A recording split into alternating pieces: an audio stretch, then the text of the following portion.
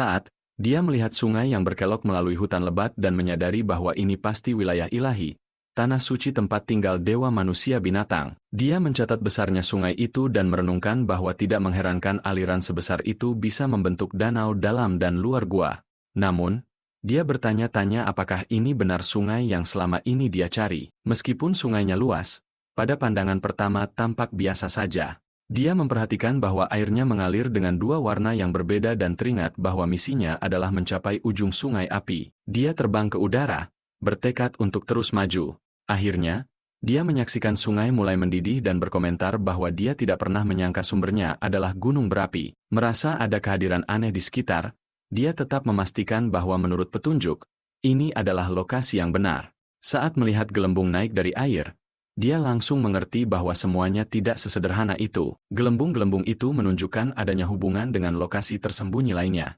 Percaya pada instingnya, dia menyelam ke dalam air, yakin bahwa itu mungkin mengarah ke sumber sungai yang sebenarnya. Tak lama kemudian, ia melihat sebuah gua di depan dan berpikir itulah tempatnya. Setelah beberapa saat, gelembung-gelembung muncul di permukaan sungai, dan ia muncul, melangkah ke daratan sambil mengusap air dari kepalanya. Dia berkata ini pasti tempatnya, meskipun dia tidak bisa melihat apa-apa karena kegelapan yang sangat pekat.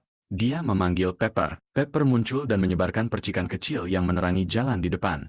Tiba-tiba, gelombang percikan yang bercahaya menerjang ke arah mereka, dan keduanya cepat-cepat melindungi wajah mereka. Ignir muncul di hadapan mereka dan mengumumkan bahwa dia, Ignir, naga api, menyampaikan salam kepada Tuan Kecil. Dia dengan rendah hati meminta maaf karena tidak bisa menunggu kedatangan Tuan dan memperkenalkan senjata ilahi, Brahmastra. Api berkobar di sekelilingnya saat dia menyatakan bahwa dia tetap di tempat ini semata-mata untuk mewariskan sihir kuat ini. Russell melihat tangannya gemetar dan berpikir bahwa meskipun dia belum bisa menyentuhnya, kekuatan besar senjata itu tak terbantahkan. Dia bertanya-tanya apakah dia benar-benar mampu mengendalikan kekuatan luar biasa seperti itu pada levelnya saat ini. Tiba-tiba, sebuah jendela sistem muncul, memberitahunya bahwa kehendak korup dari binatang pertama Fenrir bereaksi terhadap senjata ilahi Brahmastra. Tertulis bahwa kehendak Fenrir sedang terwujud, dan dia diperintahkan untuk memurnikannya, dengan janji hadiah Brahmastra jika berhasil. Manifestasi Fenrir bersayap muncul dari cahaya dan mengeluarkan raungan yang memekakan telinga. Russell menatapnya dengan takjub dan berpikir bahwa keberadaan kehendak Fenrir saja sudah menakutkan. Ini bukan makhluk biasa, melainkan binatang suci. Ignir menyuruhnya untuk mengambilnya, menggerakkan Brahmastra yang diliputi api ke arahnya. Russell tertegun oleh kekuatan senjata itu saat dia menggenggamnya, merasakan gelombang energi yang luar biasa mengelilinginya. Ruang di sekitarnya mulai berubah dan bertransformasi. Tiba-tiba, dia mulai mengalami manifestasi dan bertanya-tanya apa yang sedang terjadi, mendapati dirinya di tengah medan perang di mana para pejuang bertarung dengan sengit. Dia melayang di udara, bingung dan bertanya-tanya mengapa dia menyaksikan pemandangan ini. Kemudian dia melihat seorang wanita berambut panjang, Raja Ilahi, maju menuju makhluk-makhluk mengerikan. Dia menyatakan bahwa raksasa kotor itu akan dibasmi oleh tangannya hari ini.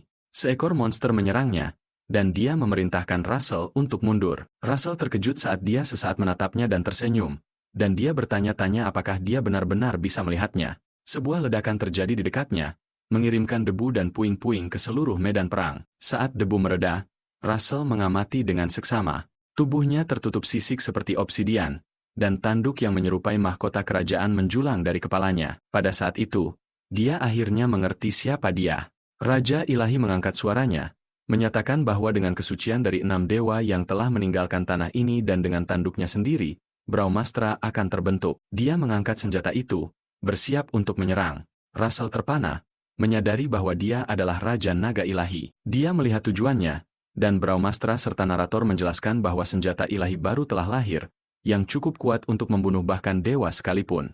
Senjata ini ditakdirkan untuk menerangi jalan ke depan dan membimbing pemiliknya. Mengumpulkan seluruh kekuatannya, Russell menyalurkan energinya, menggenggam Brahmastra erat-erat, dan melemparkannya ke arah manifestasi Fenrir.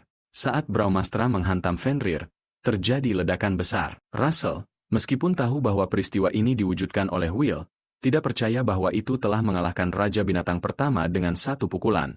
Kekuatan itu tampaknya setara dengan lingkaran ke-8, atau bahkan mungkin ke-9.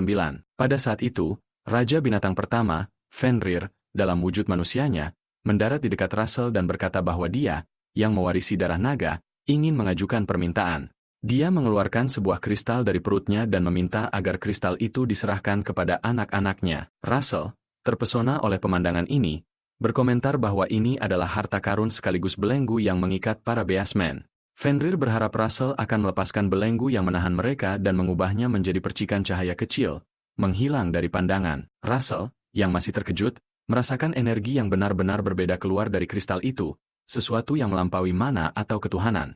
Dia curiga itu adalah sesuatu yang istimewa, yang ditujukan hanya untuk para Beastmen. Jendela sistem memberitahu bahwa manifestasi kehendak Fenrir yang korup telah dimurnikan, dan sebagai hadiah, Brahmastra akan diberikan kepada Russell.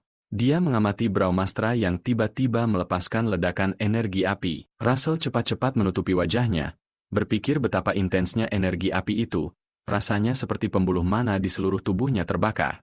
Dengan tingkat pemahamannya tentang elemen api, seharusnya dia tidak merasakan sakit sebesar ini. Brahmastra yang terbakar api dikelilingi oleh urat mana yang memancar dari tubuhnya, mengangkatnya ke udara di tengah pusaran api. Dia menyadari bahwa yang sedang merangsang urat mananya adalah konstruksi dan formula sihir tingkat lanjut, hampir setara dengan lingkaran ke-9. Jika tidak dikenali, dipahami, dan dikendalikan dengan benar, pikirannya berisiko meledak.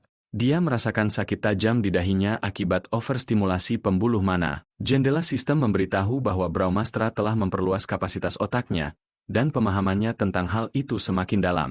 Brahmastra sedang aktif merekonstruksi otaknya. Sebuah cahaya cemerlang mengelilingi kepalanya dan menyebar ke segala arah. Kemudian dia terjatuh ke tanah dan kehilangan kesadaran. Pepper bergegas ke sisinya, menangis sambil menggosok wajahnya ke wajah Russell.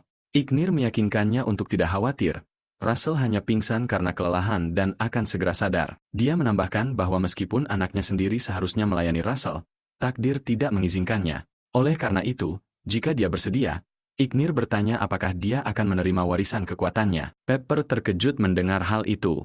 Ignir memberitahunya tidak perlu terkejut.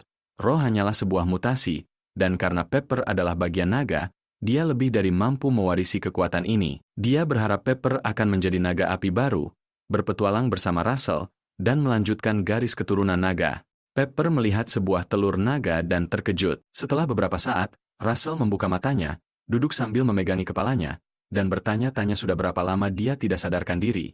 Dia melihat Pepper dan bertanya apa yang sedang dimakannya. Terkejut, dia mengabaikan pikiran itu, menganggap apapun yang dimakan Pepper pasti bisa dimakan. Tiba-tiba, api menyala di sekitar Pepper. Russell terkejut saat melihat jendela sistem muncul dan berteriak bingung. Jendela sistem memberitahunya bahwa Pepper, roh naga api, dan nutrisi yang diberikan telah menyelesaikan semua persiapan yang diperlukan. Pepper dikelilingi oleh api mana saat sistem menjelaskan bahwa dibutuhkan waktu yang cukup lama baginya untuk mencerna kekuatan yang diserap dan berevolusi menjadi naga generasi kedua. Russell masih tidak percaya, bergumam bahwa dia merasa mengantuk. Jendela sistem kemudian memberitahu bahwa roh, Pepper, telah memasuki keadaan tidur. Pepper yang bersinar redup berkata mereka akan bertemu lagi segera, Tuan, dan terlelap dalam tidur yang dalam. Russell berlutut di sampingnya dan